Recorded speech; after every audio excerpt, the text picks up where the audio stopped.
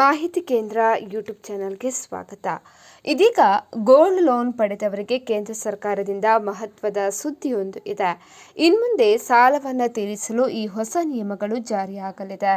ಹಾಗಿದ್ರೆ ಏನು, ಈ ವಿಡಿಯೋವನ್ನು ಕಂಪ್ಲೀಟ್ ಆಗಿ ನೋಡಿ.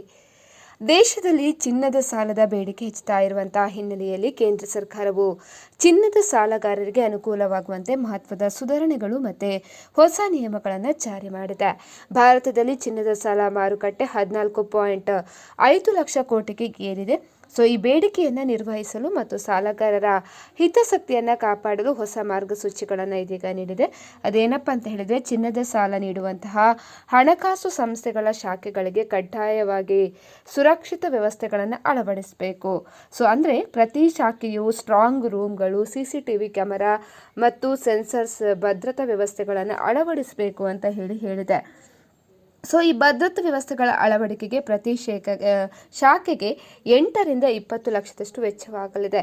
ಹಾಗಾಗಿ ಸಾಲದ ಬೇಡಿಕೆ ಹೆಚ್ಚಳವನ್ನು ಗಮನದಲ್ಲಿಟ್ಟುಕೊಂಡು Muthoot finance, IIFL finance, Bajaj finance ಅಂತಹ ದೊಡ್ಡ NBFCಗಳು ಮುಂದಿನ ದಿನಗಳಲ್ಲಿ ಸುಮಾರು 3,000ಕ್ಕೂ ಹೆಚ್ಚು ಹೊಸ ಶಾಖೆಗಳನ್ನು ಕೂಡ ತೆರೆಯಲು ಸಿದ್ಧತೆಯನ್ನು ನಡೆಸಿದೆ.